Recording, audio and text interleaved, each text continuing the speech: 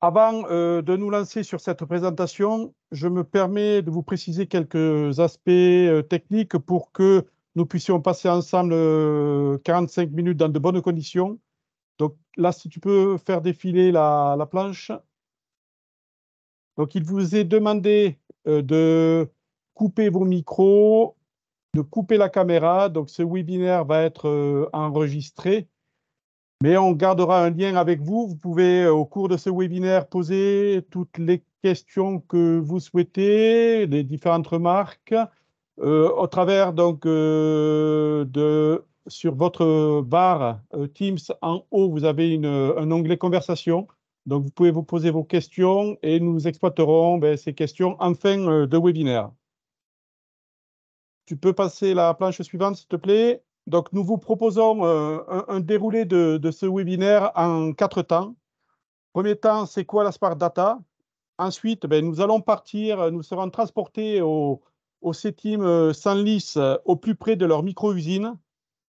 Après avoir vu donc, le principe de cette micro-usine, nous essaierons, c'est bien joli d'exploiter des données, mais dans quel but? Donc, nous verrons les finalités d'exploitation des données et ensuite, nous vous présenterons le parcours qui est mis à disposition des entreprises Nouvelle-Aquitaine pour vous accompagner dans cette démarche de transformation numérique de votre entreprise.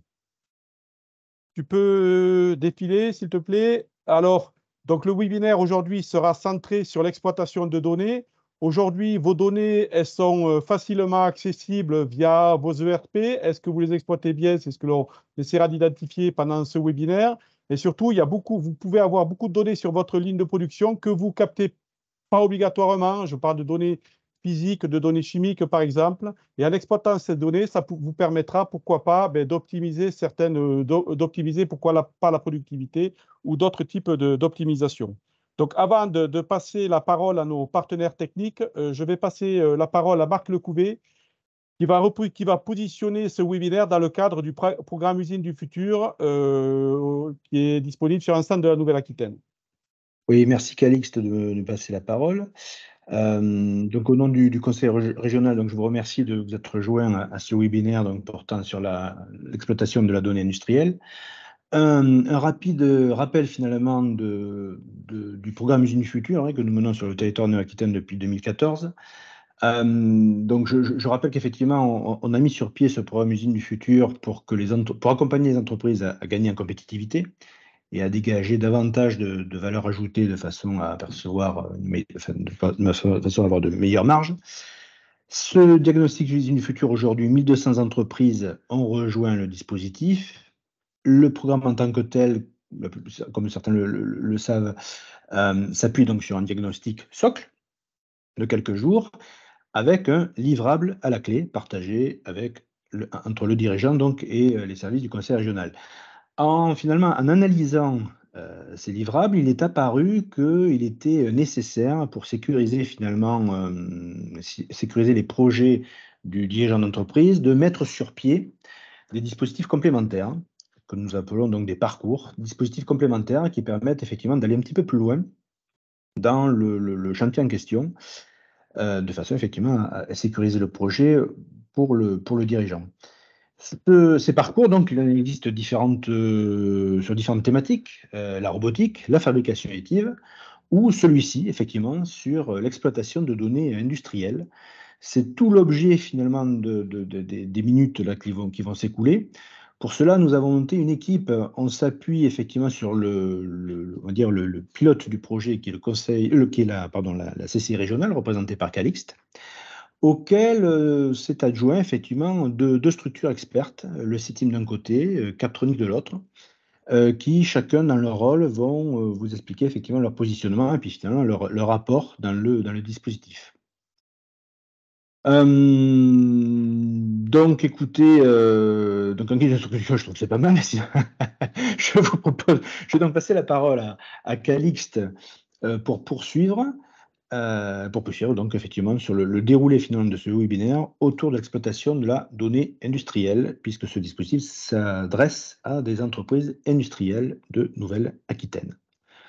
À toi le Merci, floor, Calixte. merci Marc pour cette introduction. Donc moi, je passe le ballon à Eric Padiolo du CETIM qui va nous accueillir chez lui au Senlis. Bonjour à tous. Donc effectivement, Eric Padiolo, je suis le représentant CTEAM au sein du consortium DataBoost. Et aujourd'hui, ce que je vous propose, c'est de bénéficier du support de mes collègues là, autour d'un projet Catrium, qui est un réseau d'accélération national que le CTEAM a pu mettre en place avec ses partenaires et qui nous donne accès à quelques moyens supplémentaires, en fait, hein, des lieux d'accompagnement, comme vous pouvez le voir, et dans lesquels donc, on accueille tous les industriels, pas que les industriels de la mécanique, hein, c'est vraiment tous les industriels français, pour les accompagner dans 4 étapes. La première qu'on est en train de vivre aujourd'hui en live, hein, c'est accueil d'entreprise pour susciter l'envie, le besoin de transformation. Et puis ensuite, il y a des parcours. Aujourd'hui, on va parler de DataBoost, mais le déroulé reste le même, à savoir de pouvoir voilà, faire des démonstrations, de l'accompagnement et éventuellement des formations, donc sur tout le territoire. En ce qui concerne la donnée, aujourd'hui, le périmètre Smart Data, on le décompose finalement en 4 grands pétales, 4 grandes familles qui vont adresser finalement l'ensemble des besoins de l'entreprise. Et bien entendu, aujourd'hui, on parle dans DataBoost de l'entreprise. Donc, vous avez un pétale dédié, hein, Smart Manufacturing et Process, sur lequel je vais m'étendre un petit peu plus. Mais il me semblait important de vous montrer que voilà, ça ne s'arrête pas là. Donc, on a vraiment tous les services, à commencer par le Smart Product, là où finalement, on a un équipement qui est aujourd'hui simple et qui demain peut avoir beaucoup plus de valeur ajoutée en y intégrant des fonctionnalités telles que la captation d'informations et la communication. On a un exemple, hein, ici avec voilà, par exemple une clé dynamométrique. C'est pas nouveau, mais ça fait que avec de la transmission sans fil, par exemple, on est capable de remonter l'information et en faire tout un outil qui permet d'aider l'opérateur. Ça va être le Smart Service. Donc, le Smart Product consiste à intégrer des composants dans des produits pour voilà, se différencier de la concurrence, bien sûr, mais surtout pour augmenter la valeur ajoutée des produits et avoir la possibilité de nouveaux services. Donc, on peut aussi s'en servir en tant que société productrice de ces composants pour aller enregistrer ce qui se passe avec l'autorisation de l'utilisateur, évidemment, mais dans un objectif de reconception au plus juste et de partage de l'information. Si on revient, donc, pas vraiment dans l'ordre, mais disons que voilà, Smart Product, ça s'adresse plutôt au marketing, bureau d'études. Ensuite, on a une partie qui est vraiment propre au bureau d'études, qui est finalement la mise au point de ces produits. Donc là, il s'agit de capitaliser sur la donnée pour aller plus vite, pour se relier, par exemple, les essais à la simulation, et dans un sens où on veut profiter d'essais qui coûtent extrêmement cher pour capitaliser le maximum d'informations, valider des modèles de conception, et puis en temps réel, être capable de corréler le calcul, donc la conception, à la réalité des pièces. On capitalise ça sur plusieurs années, ça permet voilà, d'avoir des produits beaucoup plus robustes et fiables. Majoritairement, c'est ce sujet-là qui est traité. Si on revient sur nos 4 pétales, la partie service est celle qui est la plus visible, hein, aujourd'hui. Tout le monde peut en bénéficier. Cette fois-ci, il s'agit de profiter justement de ces objets connectés, de ces IoT, comme on les appelle communément, pour pouvoir justement apporter des nouveaux services, exploiter ces données à des fins particulières, voilà, pour que ce soit de l'usage, pour que ce soit de la surveillance, pour créer de nouveaux services. Et enfin, tout ça donc, ne peut être réalisé sans une production de l'ensemble de tous les produits, hein, pas que des smart products, mais dans l'ensemble des produits.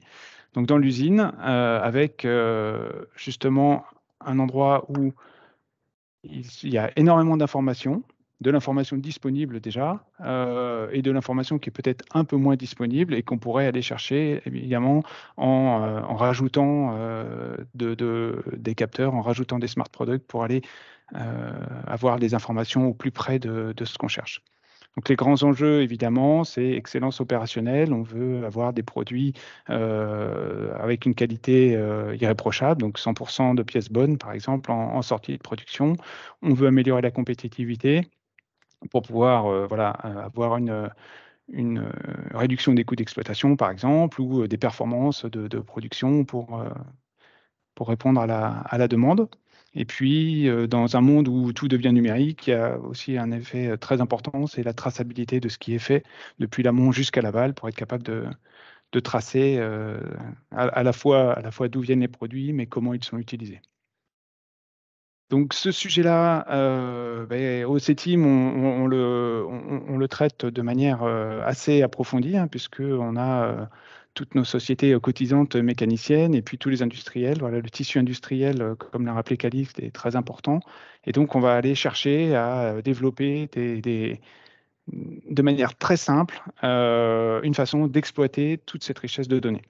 Donc là, il y a un exemple, c'est presque le plus compliqué, je dirais, mais vu de manière simple, c'est assez facile à expliquer. Donc on se trouve dans l'usine, hein, niveau Smart Manufacturing, où on voit tous les types d'équipements, que ce soit des robots, des machines, des préhenseurs, des convoyeurs, des centres d'usinage, toutes sortes de fonctions et d'étapes dans la production d'un composant ou d'un système peut être monitoré, hein, parce qu'il y a déjà énormément d'informations qui sont disponibles et qu'on a besoin de tracer pour le fonctionnement même de l'usine. Donc on est capable de récupérer ces informations via des automates programmables, via des boîtiers spécifiques, hein. Des fois, là, on voit des passerelles qui permettent justement de récupérer les données de manière synchronisée de toutes les machines pour être capable derrière de les transférer soit en local, soit à distance, hein, dans le cloud, en fonction de ce qu'on a à y faire, pour pouvoir justement traiter ces données, apporter de la valeur et cette valeur, bien sûr, la redescendre sur les utilisateurs, que ce soit l'opérateur de production, que ce soit le contrôle qualité, que ce soit le directeur d'entreprise. Tous ont besoin de leur tableau de bord spécifique et avec toutes les données agrégées, on peut arriver justement à sortir la bonne information pour la bonne personne. Voilà, avec un petit lien évidemment très important qu'on appelle l'interopérabilité finalement avec les autres systèmes déjà existants, hein. Là, on parle dans l'usine essentiellement de systèmes de gestion de la production, hein, que ce soit sur le shop floor avec du MES pour avoir les informations en temps réel, ou bien plutôt pour la planification avec les ERP en lien avec les demandes clients-fournisseurs. Voilà, quelques grands chiffres, hein, très rapidement pour montrer l'impact, hein, de ce volet usine. On a quelques 320 milliards en 2020, hein, donc c'est une croissance exponentielle, donc je vous laisse imaginer où est-ce que ça peut aller, mais sur toutes ces nouvelles technologies donc, qui permettent l'exploitation de la donnée. On a un objectif majeur, hein, qui est la réduction des coûts. Ça surprend personne, mais voilà, dans un calcul de ROI, on s'aperçoit que voilà, 55% des gens qui utilisent l'IoT et la gestion des données le font pour réduire les coûts. C'est peut-être un investissement initial, mais derrière, on arrive à rentabiliser voilà, de manière assez cohérente. Et puis, par contre, ce qu'on voit aussi, hein, c'est que ces projets, aujourd'hui, enfin en 2020-2021, étaient estampillés usines du futur. Et donc, là, ce sont des projets d'investissement qui sont effectivement nouveaux et poussés par l'État, par les régions, évidemment, et par l'Europe pour des projets de plus grande ampleur. Je continue pour donner quelques exemples, hein. On a donc sur beaucoup de textes là, mais quelques exemples. On peut avoir du suivi en temps réel, bien sûr, de la production, ce qui permet de calculer le rendement de la production. On peut bien entendu favoriser la connaissance de l'état de santé des équipements pour voilà, assurer une continuité de service et garantir que la maintenance est faite au bon moment. On a bien sûr la gestion de ces paramètres de production qui, s'ils dérivent, vont impliquer des défauts dans les pièces ou sortir des spécifications d'une manière ou d'une autre ou avoir une performance énergétique inappropriée. On va ensuite travailler sur l'interfaçage, hein, comme je l'ai dit tout à l'heure, avec 2 exemples, l'interfaçage avec les autres logiciels de l'entreprise, donc sur la planification donc, à la demande, hein, chaînage numérique, voilà, et interopérabilité sont les mots-clés de cette approche. Et enfin, traçabilité numérique jusqu'à l'expédition chez le client. Et après, bien entendu, ça ne s'arrête pas, hein, ça sort de l'usine, évidemment, mais on peut tracer toute la vie du produit, hein, dans la logique de transition énergétique et environnementale dans laquelle on est arrivé aujourd'hui. C'est un des plus gros clients futurs de la gestion des données, hein, c'est être capable de connaître toute l'analyse du cycle de vie des produits. Voilà, donc 2 exemples rapides, hein, sur lesquels on pourra revenir lors de notre prochain webinaire et que je vais traiter rapidement aujourd'hui. Une ligne de traitement de surface, par exemple, voilà un process qui est assez énergivore, qui est très vieux, qui, comme vous le voyez sur la photo, peut utiliser des machines assez vieilles qui ne sont pas forcément communicantes dès le départ. Donc là, sur ce cas d'usage, on a montré on pouvait, donc, à moindre frais, instrumenter voilà, pour récupérer les caractéristiques clés de ces bains de traitement de surface, donc température, énergie consommée, état du fluide, niveau de courant, etc., pour pouvoir garantir une traçabilité des pièces qui passent à l'intérieur de ces cuves. Et donc, voilà, suivant l'état des bains, etc., on est capable de garantir que les pièces sont traitées de la manière qui respecte la spécification. Donc ça, c'était un premier exemple. Sur le deuxième exemple, on est plus sur des utilités, comme on dit. Donc, à l'intérieur de l'usine, on a aussi énormément d'équipements énergivores et à maintenir, hein, qui permettent le bon fonctionnement de l'ensemble. En l'occurrence, ici, on a pris un groupe hydraulique. Ça peut être gestion d'air comprimé, ça peut être voilà, beaucoup de machines qui donc restent à demeure, hein, dans l'usine et doivent être maintenues sur le long terme. Et donc là, le zoom, c'est sur la maintenance connectée, donc essayer d'anticiper les défauts en surveillant avec différents types de capteurs, hein, soit de fonctionnement, donc en mesurant les performances, hein, débit, pression, ou bien en allant rechercher des défauts tels que voilà, des impuretés dans les filtres ou des vibrations inappropriées. Donc cela nous permet de remonter de manière assez naturelle, hein, que ce soit en analyse de phénomènes physiques ou même à l'aide d'intelligence artificielle, quand les problématiques sont un peu plus complexes, de remonter à des indicateurs qui nous aident dans la gestion de ces problèmes. Voilà, donc tout cela donc, est rendu possible, hein, par l'introduction de capteurs, hein, sur ces systèmes qui n'en ont pas nativement. Et bien sûr, sont fusionnés avec les informations des machines qui ont déjà des capteurs et qui sont plus récentes. Troisième exemple, donc là, on arrive sur finalement le comment. Dans l'usine, on est capable d'aller récupérer de l'information. Comment on va la faire circuler et comment, dans une usine existante, on va être capable d'ajouter de la manière la plus fluide possible, la plus optimisée possible, toute la chaîne de IoT, on va dire, hein, qui permet de remonter toutes ces données pour aller les traiter. Donc là, je vais faire appel à mon collègue Lucien qui va pouvoir me suivre pendant que je vais vous faire une démo en live. Donc je vais arrêter le partage et basculer sur ma caméra mobile. Voilà, que je vais vous mettre en évidence. Et voilà. Donc, je vous invite donc pour une petite partie démonstration un peu plus en live de cette mini-usine. Donc, on a créé de la manière la plus simple possible, hein, en mode pédagogique, avec des méthodes Montessori, hein, notre partenaire Factovia, donc, qui était un directeur technique de société de services informatiques. On l'a connu dans la mise en place de notre propre réseau informatique OCTeam. Et donc, on a souhaité s'appuyer sur lui pour aller plus loin et aider à l'accompagnement des entreprises dans la mise en œuvre justement de ces solutions IoT. Donc, on commence par représenter très schématiquement ici ce qu'on pourrait avoir dans l'usine, hein. C'est très schématique.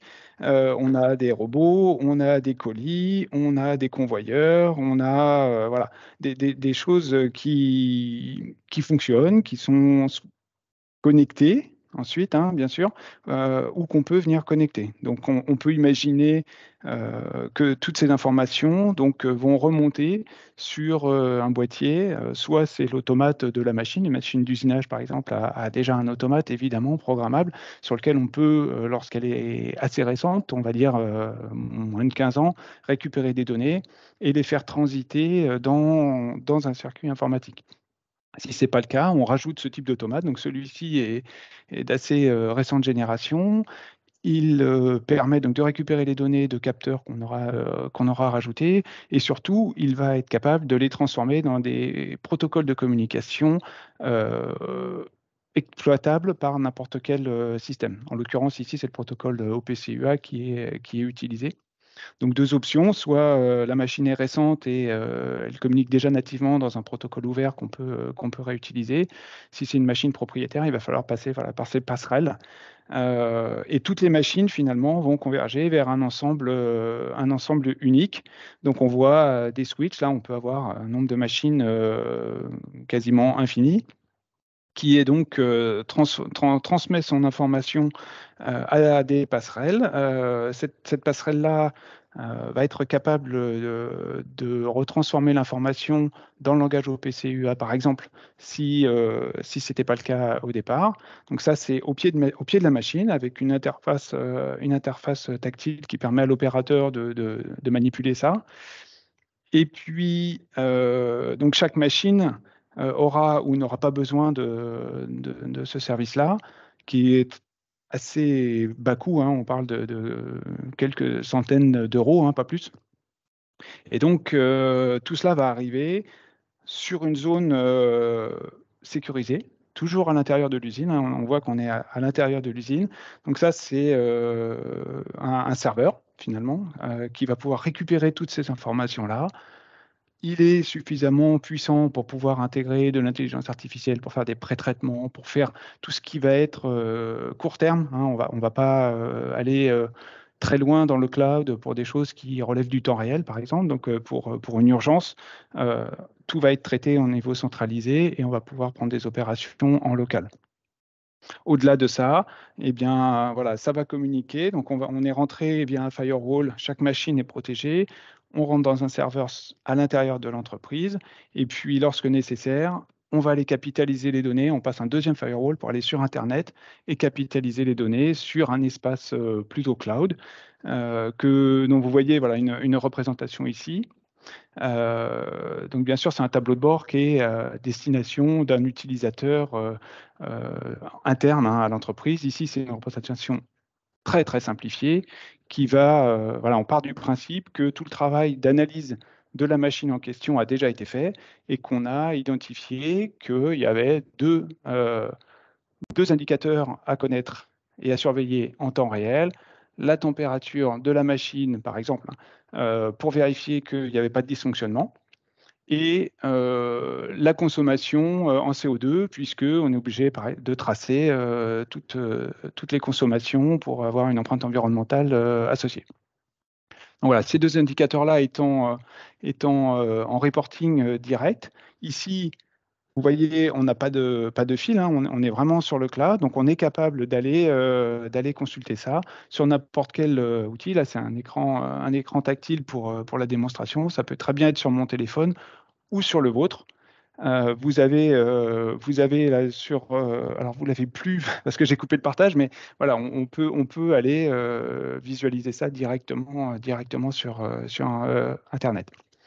Si on revient dans une démonstration un peu plus avancée, on imagine qu'on est capable de surveiller donc tout cet ensemble que je viens de vous décrire. Et lorsqu'il y aura un aléa, par exemple, voilà, un colis qui sort du tapis de convoyeur, qui tombe, il y a un problème sur le convoyeur, l'opérateur est là, il alerte, il appuie sur le signal d'arrêt d'urgence. Tout de suite, bien sûr, la machine relève une LED rouge et on s'aperçoit que à distance, le manager, le client, enfin toutes les personnes qui ont accès à ce tableau de bord peuvent être notifiées en réel, soit en visualisant le tableau de bord parce qu'il est connecté en permanence, soit par alerte, email, SMS, etc., etc. Donc sur le principe, ensuite, on peut imaginer une interaction entre la personne à distance et l'opérateur et que des consignes soient donc là l'opérateur il va venir, il va voir, il va dire bon bah il y a un colis qui est tombé, donc j'appuie sur le C, voilà, j'informe mon patron, ça n'a pas marché, ah oui, il faut désarmer déjà, oui pardon, il relance voilà. Il a désarmé, il a vu qu'il y avait un problème avec un colis qui était tombé, il a appuyé sur son bouton low-tech, il y a un problème de colis, et tout de suite, on est arrivé avec une information qui est en cohérence avec cela. On fait tomber un deuxième colis, l'opérateur appuie sur C, un deuxième colis qui est tombé, voilà, tout de suite, en temps réel, et là, on est vraiment à distance, hein, puisqu'on passe par le cloud Microsoft Azure. On voit que le défaut colis est arrivé. Donc, une fois qu'on a désarmé, on est en mode orange, il va falloir repartir en production. Donc, on peut avoir l'aide des services centraux, par exemple, qui vont venir guider l'opérateur pour réparer le convoyeur. Voilà. Et une fois que tout est remis en ordre, il va falloir acquitter les défauts et repartir en production. Donc, pour cela, l'opérateur, une fois qu'il a tout validé, peut repartir voilà, en mode nominal et tout redevient vert, y compris la verrine ici. Si, par hasard, enfin voilà, un cas d'usage nouveau, on s'aperçoit à distance que ça ne se passe pas très bien, que la température évolue, que l'opérateur est parti faire sa pause, eh ben, on peut très bien dire, attention, je me mets en mode orange, à distance, et ça va venir retemporiser le convoyeur, le temps qu'on vérifie qu'il n'y a pas... que la solution a bien été prise en compte et mise en place. Donc voilà, je pense que j'ai rien oublié. Si vous avez des questions, il y a le chat, on pourra revenir dessus. Je pense que je vais repasser la main pour aller un peu plus dans la prise de recul par rapport à cette démonstration, et je vais redonner la main, si vous le voulez bien, à Jean-Philippe. Hop, je vais repartager le diaporama.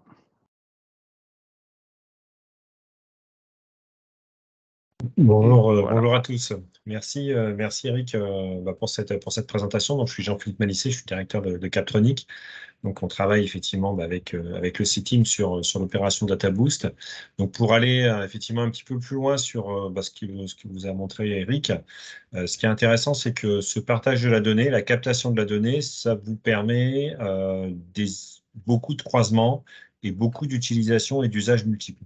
C'est-à-dire que typiquement, une donnée que vous allez aller chercher historiquement pour une raison particulière, qui va être issue d'un équipement, va pouvoir servir à la fois à plusieurs, alors on parle de parties prenantes, c'est-à-dire plusieurs personnes avec des objectifs différents dans l'entreprise.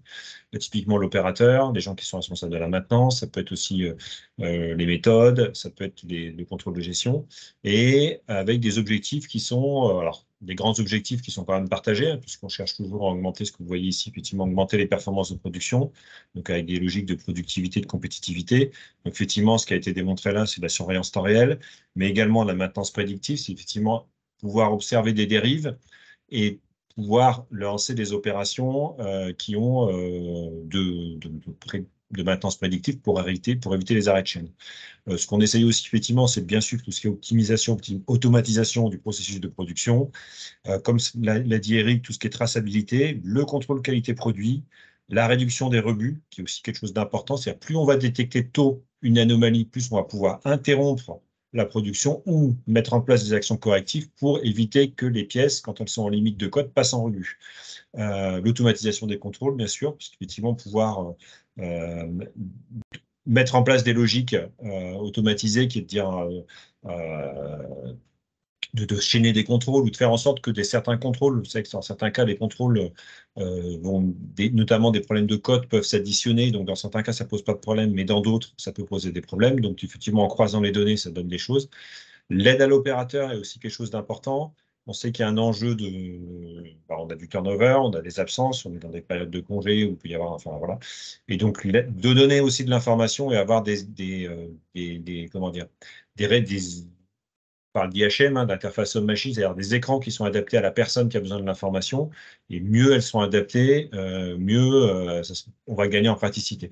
Et de pouvoir prendre une décision, permettre à la partie prenante, à la personne qui a besoin de prendre cette décision, d'avoir toutes les informations qui permettent de le faire en lui simplifiant la vie. Par contre, quelque chose qui est important, c'est qu'il faut conserver la connaissance et la maîtrise du process, c'est-à-dire que la machine ne vient pas se substituer à la connaissance du process qu'à l'opérateur. Donc ça, c'est quelque chose d'important. Bien sûr, on cherche, deuxième point, à réduire les coûts d'exploitation. Tout ce qui est sûreté de fonctionnement, donc plutôt sur la partie comment dire, taux de disponibilité des équipements, la durée de vie résiduelle des équipements, les disponibilités de l'équipement qu'on va essayer d'optimiser.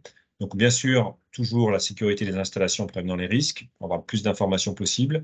La prolongation de la durée de vie des installations, et notamment ce qu'on va chercher à faire, c'est à faire tourner les équipements dans leur zone de confort, c'est-à-dire de faire en sorte que les moteurs ne forcent pas ou qu'on n'ait pas des problématiques en détectant le plus tôt possible pour éviter la casse.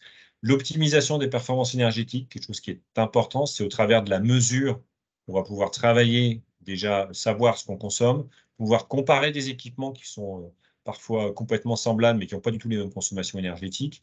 Et puis, pouvoir essayer de corréler et optimiser. Quand optimisation, ça va être de corréler une consommation énergétique avec un mode de fonctionnement. Typiquement, si vous avez par exemple des équipements qui nécessitent, c'est un exemple qui nous avait été remonté, des chauffes par exemple de bain d'huile, la nuit ou le week-end, vous allez essayer de déterminer à quel moment, à quelle température il faut faire descendre les bains d'huile pour, par exemple, avoir la minimum de consommation ou pouvoir mettre en place mesurer aussi des investissements d'isolation thermique, par exemple, pour essayer de diminuer les consommations énergétiques. Et de la même façon, c'est aussi, par exemple, sur des tunnels de refroidissement, essayer d'optimiser, en fait, avec des variables explicatives, de corréler la mesure que vous faites en consommation énergétique par rapport au réglage de votre chaîne pour essayer de diminuer ses performances énergétiques. On a en moyenne assez rapidement 10 à 20% de gains énergétiques. Donc, c'est en connaissant ce qui se passe et en comprenant mieux le process et les liens avec la consommation énergétique, vous pouvez faire beaucoup de choses. Également, intéressant aussi, c'est tout ce qui est consommation de détection de fuite, sur tout ce qui est circuits d'air comprimés qui sont aussi énergivores. La reconfiguration en temps réel, c'est aussi un usage qui est intéressant, puisqu'effectivement, il va falloir réadapter, donc avec la numérisation, ça vous permet aussi de réadapter la perception que vous avez de ces données-là, puisqu'en fonction notamment des intrants, des types de matières que vous utilisez, par exemple certaines machines, vous allez avoir des données mesurées qui ne sont pas les mêmes, donc corréler aussi avec les intrants, c'est important. Réduction des coûts et des temps de réparation, effectivement, on va essayer d'anticiper les pannes, les défaillances et de les traiter en mode en temps masqué. Les coûts de développement, Eric en a aussi parlé, c'est effectivement reconception plus juste en optimisant les produits. Tout ce qui est donc c'est effectivement connaître, si vous êtes, vous, producteur de produits, pouvoir mieux connaître la façon dont vos clients utilisent les produits pour pouvoir effectivement les concevoir au plus juste et notamment bien dimensionner les pièces d'usure et aussi les durées et les périodicités de maintenance. En termes de marketing, effectivement, de savoir comment vos produits sont utilisés, c'est quand même toujours intéressant. Le couplage des essais réels connectés et des essais virtuels sont aussi des choses intéressantes. On peut aussi effectivement faire tout ce qui est essai ou test au cours du montage et donc utiliser à la fois l'électronique embarquée dans certains produits, l'utiliser directement au cours du montage pour faire les tests. Et puis une différenciation concurrentielle, on parle de smart business, donc product as a service, c'est effectivement vendre à la fois un produit, mais aussi surtout le service associé et maximiser la valeur qu'a votre produit. C'est-à-dire effectivement, plus vous allez apporter de services, plus vous allez pouvoir augmenter la valeur perçue par vos clients, c'est quelque chose d'important. Et vous pouvez même changer la facturation pour non plus être une facturation à l'achat, mais à l'utilisation du produit.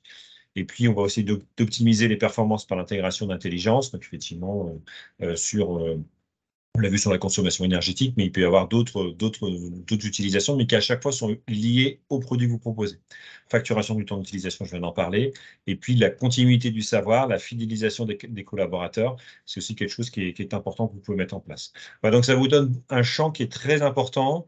Ce qui est important, c'est que ce champ, il est aussi très lié à votre métier, donc aussi bien en termes de production qu'en termes de produits.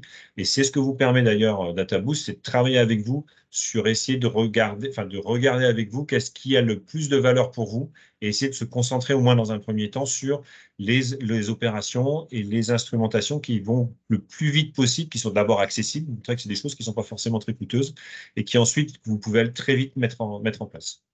Voilà, je vous remercie. Calixte, tu as ton micro coupé. Oui, ça y est, je reprends la main. Mais, merci Jean-Philippe, tu as introduit parfaitement, et Eric aussi, le parcours DataBoost Manufacturing. Donc, c'est un moyen d'accompagnement qui est mis en œuvre, qui est mis en place en Nouvelle-Aquitaine avec le support de tous les partenaires qui sont autour de la table et le support financier du conseil régional pour vous aider dans cette démarche qui peut s'avérer complexe. Donc, on vous propose un parcours en plusieurs étapes. Donc, est-ce que tu peux pas faire passer la planche, s'il te plaît? Voilà. Donc, très simplement, le parcours DataBoost, c'est vous aider à identifier quel est votre besoin. Une fois qu'on a identifié votre besoin, on va identifier quelle est la donnée qu'il faut que vous captiez sur votre chaîne de production. Donc, on a défini la donnée. Ensuite, on va définir avec quel capteur vous allez pouvoir emmagasiner cette donnée. Ensuite, il y a tout le volet transmission, analyse de cette donnée et restitution de la donnée sur la ligne de production pour créer de la valeur. Donc, si tu veux passer à la planche suivante, donc le parcours DataBoost est un parcours en 6 étapes. Aujourd'hui, nous sommes sur la première étape. C'est une réunion de sensibilisation qui, entre guillemets, vulgarise la démarche. Donc, si vous, autour de la table, vous dites, tiens, c'est peut-être intéressant, il faut que je regarde, il faut que je m'investisse un peu plus sur ce sujet, c'est pas compliqué, vous levez le doigt auprès de vos chargés de mission, conseil régional, ADI ou CCI, vos chargés de mission territoriaux. Ou alors, si là, vous allez sur la conversation, je vous ai mis l'adresse générique du parcours DataBoost, databoost@nouvelle-aquitaine.cci.fr, et vous dites, tiens, ça m'intéresserait d'avoir un conseiller qui vient me voir pour essayer d'identifier si c'est opportun ou pas pour moi de rentrer dans le parcours. Donc, on est à l'étape 3 du parcours. Donc, on sera un conseiller de la CCI viendra vous rencontrer pour identifier avec vous quel est votre besoin prioritaire. Donc, Jean-Philippe nous a énuméré différents besoins. Est-ce que vous souhaitez optimiser votre consommation énergétique, qui est un besoin vraiment d'actualité? Est-ce que vous souhaitez planifier la maintenance, aller sur la maintenance prédictive? Est-ce que vous souhaitez anticiper les défauts, aller vers réduire les non-qualités, etc. Donc, on sera à vos côtés pour décrire exactement vos besoins. Ensuite, une fois qu'on aura identifié votre projet, nous allons présenter votre projet devant Jean-Philippe et devant Eric pour qu'ils essaient de se projeter, eux, sur l'opportunité qu'il pourrait y avoir de rentrer dans le parcours DataBoost, quelle est la valeur ajoutée que pourrait vous apporter le parcours DataBoost. Et ensuite, une fois que vous rentrez dans le parcours officiellement, vous signez une convention avec la CCI. Donc là, on vous propose un parcours en 2 gros temps forts. D'abord un volet formation de 3 jours autour du sujet, autour de la conduite du changement, autour de ce sujet de l'analyse de données de process. Donc, c'est une formation pour vous et pour des collaborateurs de votre entreprise. Et ensuite, nous vous proposons un accompagnement au maximum de 15 jours par un consultant que nous avons référencé. Donc, c'est vous qui choisirez un consultant parmi une liste je crois que c'est 14 consultants que nous avons référencés au au niveau national, des consultants qui seront en capacité de vous accompagner dans tout votre process. Donc, de la définition très précise de votre besoin, la définition d'un cahier des charges qui permettra d'identifier, de choisir le bon fournisseur de solutions, autant au niveau du capteur que de l'exploitation de la donnée. Donc là, si tu peux passer la planche suivante. Donc, c'est un parcours qui est cofinancé par le conseil régional. Donc, le montant maximum à charge d'entreprise, c'est 8 600 €. Donc, il y a un financement de 50% du conseil régional. Donc, ça peut aller donc, de 2 000 € à 8 600 € en fonction de la complexité de votre projet. Ce qui est important sur ce parcours, c'est que vous aurez toujours un expert agnostique qui sera avec vous dans le déploiement de votre projet, un expert du CETIM et Captronic que vous pourrez interroger tout au long de votre travail, du travail que vous allez faire avec le consultant pour vous aider à avoir un regard neutre sur votre travail avec le consultant. Donc, après, je ne sais pas qu'est-ce que... oui, donc on est là pour vous aider dans ce nouveau projet. C'est vraiment un parcours assez innovant. C'est vrai qu'il y a très peu encore aujourd'hui d'entreprises qui ont fait le pas vers la valorisation de leurs données de process, mais il y a un potentiel qui est énorme pour vous et les valeurs qui doivent être captées sur vos lignes, souvent, c'est des valeurs simples. Tout à l'heure, on a Eric qui nous a parlé de température, de pression, de vibration. À partir de la captation de ces données, on peut arriver à avoir une multitude d'informations qui vous permettront d'optimiser votre production ou votre maintenance, etc. Donc là, on voulait vous faire un petit... Donc, on avait dit 45 minutes et on est à 43 minutes. Donc, on voulait vous faire un petit teasing là. Donc, c'était un premier webinaire d'une série de webinaires qu'on va vous proposer. Le prochain webinaire, on vous le proposera le 13 décembre autour de la maîtrise des procédés et la consommation énergétique. Septembre. 13 septembre.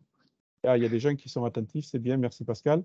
Donc, un webinaire autour de la maîtrise de procédés, la consommation énergétique. Donc, c'est un webinaire, on vous renverra des invitations. Il commencera à 9 h du matin pendant aussi 3 quarts d'heure.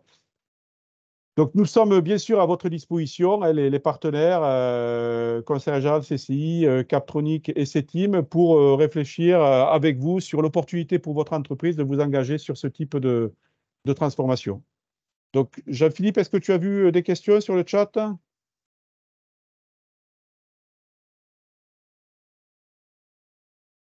Non, problème technique. Pas de questions. Pas de questions. Il n'y a pas ton adresse non plus, Calixte, que tu l'as dit que tu avais mis. Oui, je l'ai mise. Alors, je vais la remettre. Mais moi, je la vois. Alors, peut-être je l'ai mise trop tôt. Ce n'était pas ouvert. Peut-être le partage. Je la remets. Ou je suis arrivé trop tard.